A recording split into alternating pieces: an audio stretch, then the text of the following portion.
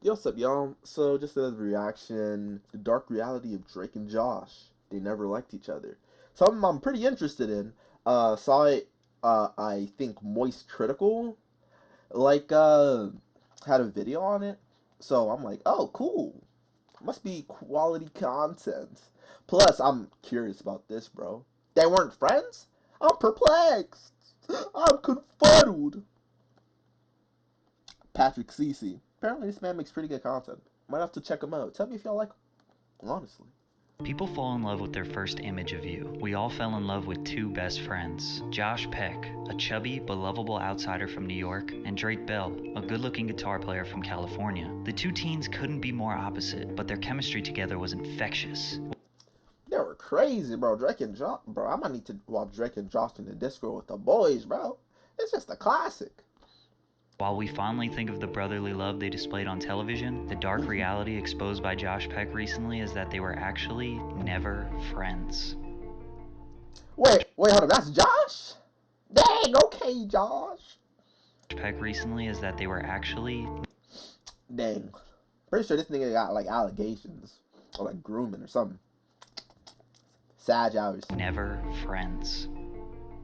Damn. Let's take it back to where Drake and Josh first met, The Amanda Show. This sketch comedy show was basically Nickelodeon's version of Saturday Night Live starring Amanda Bynes. The show Who? was wildly loved by Nickelodeon Bro, I better not get roasted in the comments for saying who. fans. Drake Bell was a regular character since the very first episode in 1999. Josh Okay. wouldn't become an on-screen regular until seasons 2 and 3. Slowly he was integrated in the show, and those two had some Bro, I would be pissed, bro. What are you doing with some scissors, bro? Get out of here. iconic sketches that we still love today. Drake wasn't very fond of Josh Might need to look into those, bro. in the beginning because he was the only boy on the show, but they had very similar interests in old movies and comedies. They would bounce funny ideas off each other and quickly developed great chemistry. The producer Dan Schneider got some pressure from the network to come up with another buddy comedy just like Keenan and Kel. While filming one of the last episodes of the season where I actually never saw that. Drake and Josh fight over a shrimp, Stephen Milaro, who was a writer on The Amanda Show, walked over to Dan and was like, "Those two guys are your buddy comedy right there." 6 months later, Drake and Josh was born. Hey, wonderful show. Man just walked up and they're like, hey, hey. See those two over there? I heard you need a buddy comedy. Dang it. Boom, Drake and Josh, bro. Phenomenal. Make sure you're hydrated while watching this video.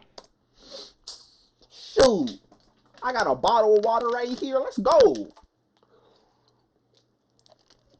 Stay hydrated. Drake Bell and Josh Peck. They've grown up on The Amanda Show, battling lobsters, fending off frog puppets, and getting beaten up by girls on a regular basis. Eyes. So what's next for this dynamic duo? Their own show. Nickelodeon presents Drake and Josh in Drake and Josh. You will notice in this video how all the tropes, storylines, and character traits in the Drake and Josh show turned out to be the exact opposite of how their real-life futures went. Josh went on to be a very successful, popular, and handsome actor. Megan, aka Miranda Cosgrove, went from evil little girl to sweet, unproblematic, successful actor. And Drake went on to plead guilty to child endangerment while still struggling to get his music career off the ground in America. Dang. Hold up. Fuck. Well, I'm curious what happened to Drake, bro. Maybe he touches on it in here, bro. But I'm like, dang, bro. Is Drake just taking L's? Just L's after all? But hold up. I would have to disagree. Hold up. Exact opposite. Here's the thing. That one episode where Josh stopped being Drake's friend, Drake fumbled. Drake is a fumbler. So it might be accurate to the show. Who knows? Might have been the only accuracy of the show. Who knows? That is if Drake is in such a problematic predicament. We'll have to look into it. Or you can just tell me in the comments. You can. Would be appreciated. Thank you very much. Child endangerment while still struggling to get his music career off the ground in America. Drake makes music? Bro, I was about to type in Drake, and it would have just turned the rapper Drake up. Bro, I'm stupid.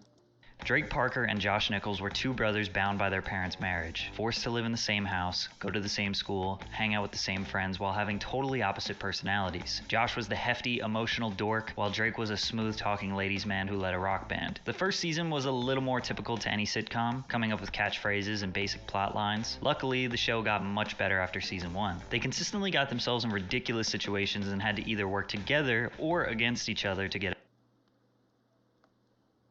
Bro, what episode was this? Wait a minute, hold up. What's going on here? Wait a minute, yo. I don't think this is a Yoshi certified episode. Wait a minute. Out of them, like when they came up with a master plan to sell Gary Coleman grills, which got them in jail, versus Imagine going to jail for selling grills. when they were fighting each other over a foam finger. In the beginning, it was very common that Josh was the butt of the joke. I mean, it's very easy to pick on the overweight, goofy kid. Drake, on the other hand, would often be the bad guy. He was lazy, rude, and self-centered. He wouldn't stand up for his brother Josh. He would hang out with girls and friends without him, and basically had a hard time accepting Josh as his brother. As the seasons went on, hey, look at the boy. The audience loved them both. Josh was not a punching bag anymore and sort of just the sweet, jolly brother who was there for Drake no matter what. Plus, he had lost a lot of weight by the last season, so the fat jokes didn't really work anymore. Drake warmed up to Josh. His character remained the inconsiderate troublemaker, but now Josh was having more luck with girls. He was less nerdy and became more competitive with Drake. Ultimately, at Josh supremacy, okay. At the end of every episode, they resolved their differences and concluded with a happy moment. These two just understood each other when it came to performing. Drake and Bro, this nigga just reminds me. Hold up, bro.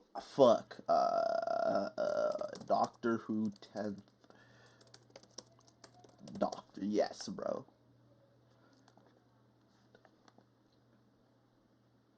Bro,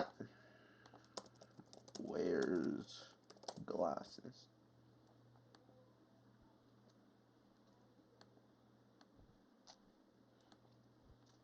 Bro. I don't know, bro. I don't know, bro. I might be tripping. I might be racist as fuck, bro. People look the same to me. Josh were the new age Bob Hope and Bing Crosby, Abbott and Costello, Martin and Lewis, Cheech and Chong, Keenan and Kel. They were so good it made us all believe that they were best friends beyond the screen, and I'm sad to admit that that was not the case. Off the show, their lives were pretty normal in the sense that they weren't these mega famous celebrities ducking paparazzi everywhere they go. Weave. Hey, bro, can I get a picture? No, weave. Bro, exact. They ain't doing that, bro. They just normal people, bro. They just out here drinking water. Like you should be doing. Delicious. Plus, remember their target audience was 9 to 15-year-olds who had no way of showing Drake and Josh how much they loved the show. A lot of us forget that in 2005 there was barely any social media, there were no smartphones, no YouTube, no live streams, no follower counts. They worked a 9 to 5 while other kids went to school, and they went home to their families every day just like anyone else. These two just did what most normal teens do. Go to parties, hang out with girls, maybe get in some trouble. Well, at least Drake did. Josh wasn't partying much. Josh was actually going through some really tough times. Josh Peck was raised by a single mother. He actually never met his father. He was always interested in being an entertainer, doing stand-up comedy at the age of 9 years old because anything athletic was definitely out of the question. A trooper! However, he always wanted to fit in. Being an outsider wasn't this cool, interesting thing for kids in the late 90s. Think about popular films and shows glamorizing high school.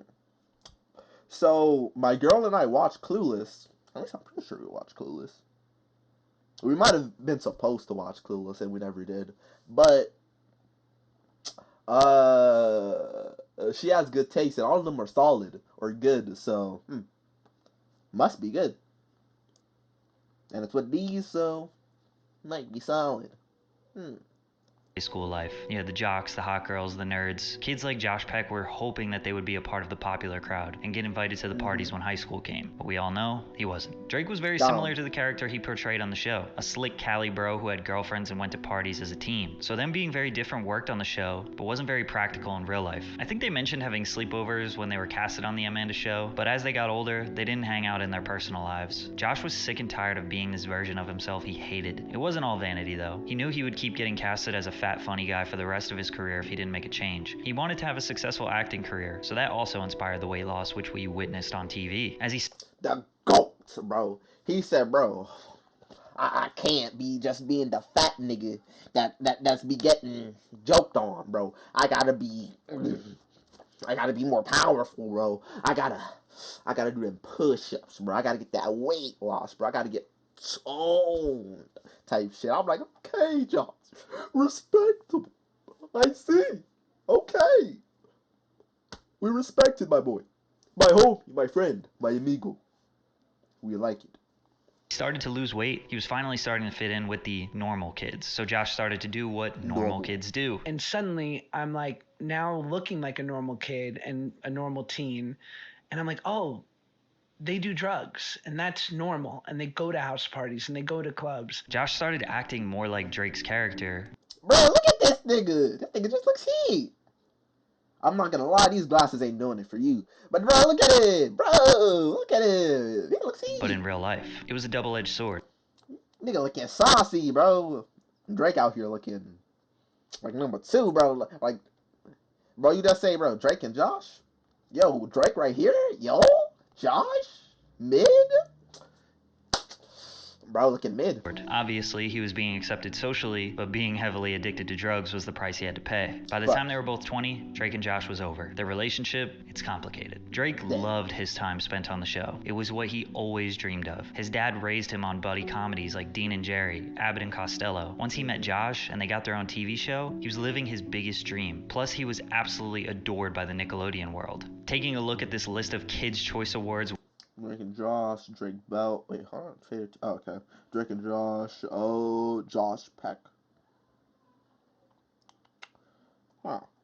Josh. Cool.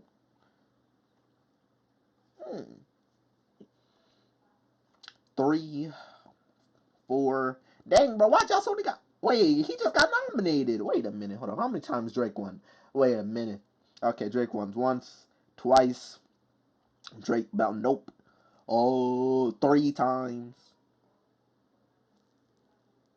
3 times, okay. What about our boy Josh? Josh. Damn, bro. Josh got hold, bro. The fuck? Josh got hold. Look at this. Just got hold. My boy Josh got hold. which is pretty much the biggest thing you can get as a Nickelodeon star. 2006, favorite TV actor, Drake Bell. 2007, favorite TV actor, Drake Bell. 2007, best TV actor, Drake Bell. 2008, favorite TV actor, Drake Bell. It was very clear that Drake was the star and Josh was the co-star, despite Josh being funnier and more memorable in almost every aspect. Drake had full intentions on moving forward with his career alongside Josh, doing more movies and TV shows together just like the buddy comedy duos he idolized. Josh had other plans. Drake was never aware of what Josh was going through behind the scenes. Josh wanted to move on from the show. He was known as the fat funny punching bag, who brought way more comedic value to the scene. When we watch these old episodes, we feel happy. Josh sees an underappreciated, depressed, overweight, and insecure child hiding his true feelings from everyone. So he took his own route. Immediately after Nickelodeon, he got a voice acting role as Eddie in Ice Age.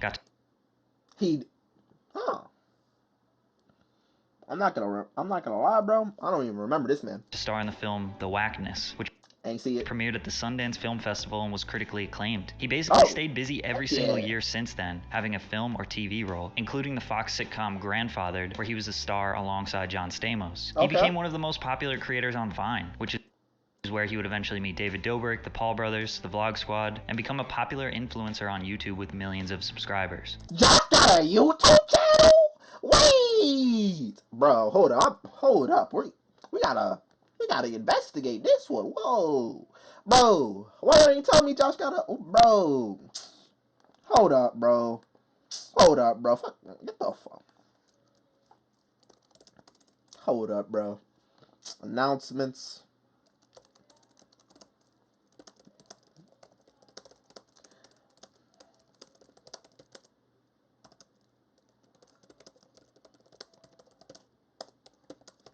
Y'all.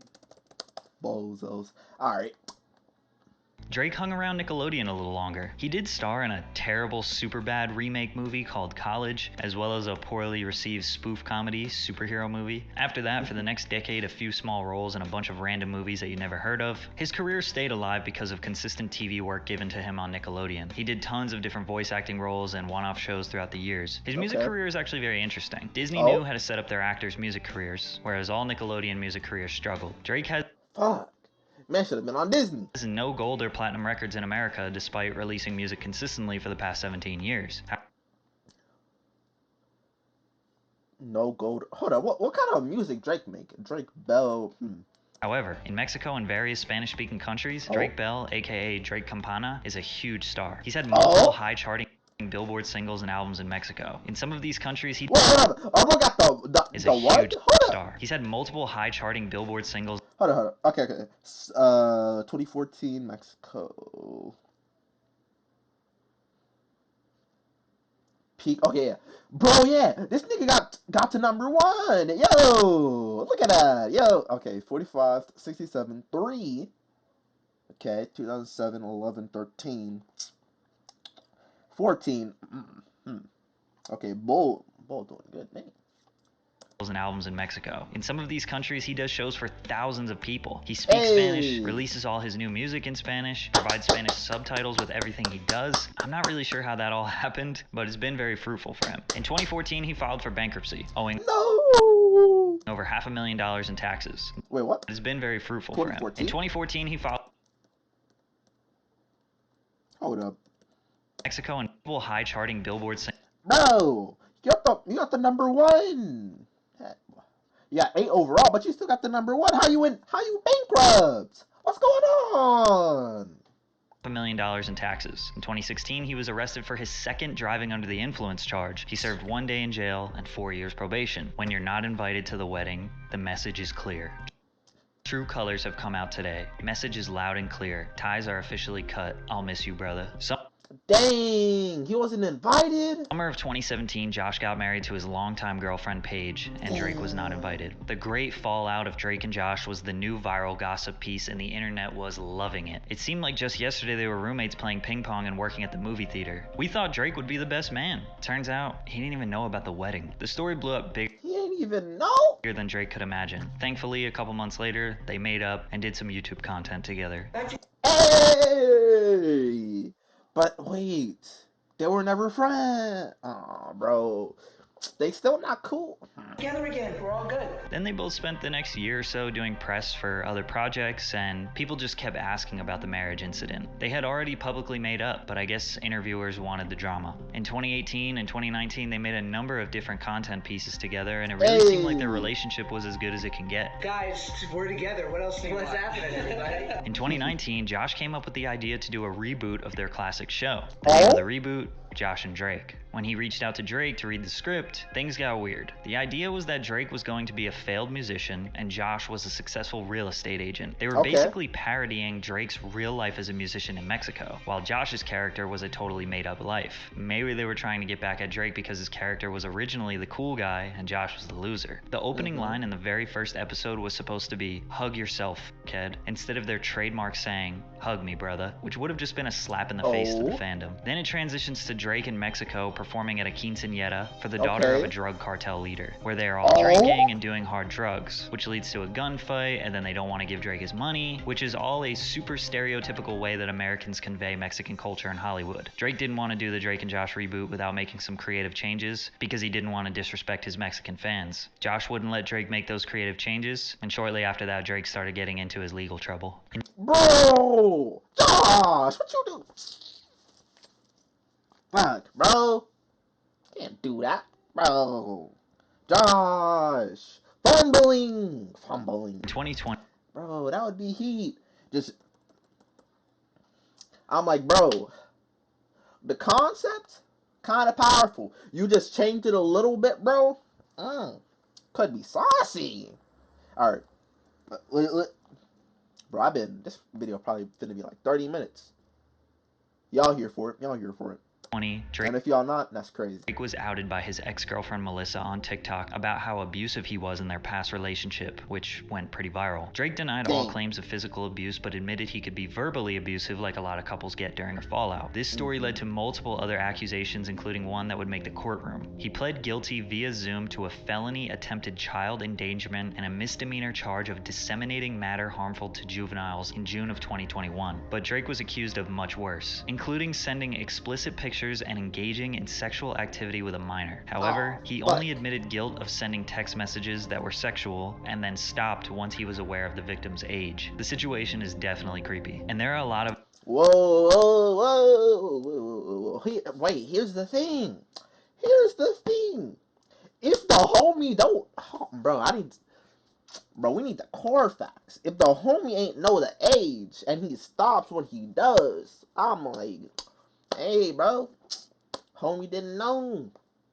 Homie didn't know. I can't be held responsible for fucking a bitch and then a nigga pulls up and said, yo, that's my girl, when I didn't know. She ain't tell me. I don't know, bro. I don't know. I don't know. I can see both sides being like, bro, you should have done the due diligence. But I'm also like, bro, he didn't know. I'm like, did she lie? I need the Carfax, bro. Bro, we might need to watch a video on this situation, bro. I'm interested. I'm intrigued. This shit long gone, too, bro. This shit 2021. Dang. This video 2022, but bro, dang, bro. I remember this happening and him appearing and shit, but I'm like, huh. I never looked into it. Of other factors to consider. Now this video got me interested. Jeez. Which have been broken down extensively on. Just ended his own career. A previous Drake, the perversion of Drake Bell.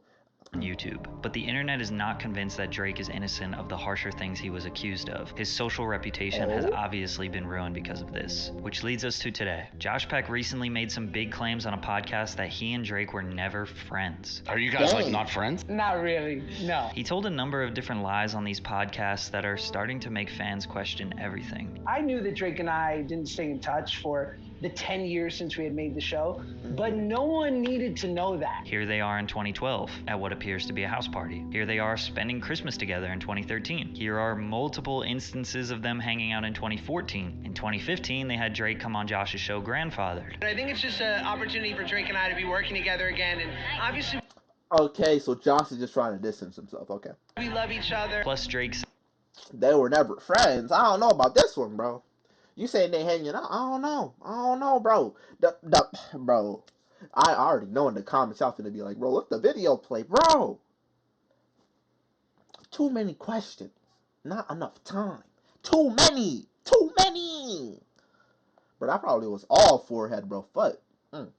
Says that they talked when Josh announced that he was engaged. To suggest that they at least didn't stay in touch is wild. He was surprised he wasn't invited then? If he's going bananas on you?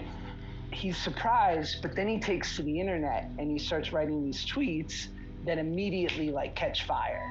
And so then he like leans in and goes on this press tour about how heartbroken he is. Drake tweeted two things and the internet dragged them out. Plus, there was no press tour. Then 2 months after that, they made up publicly and made some YouTube content together. Confusion, bro.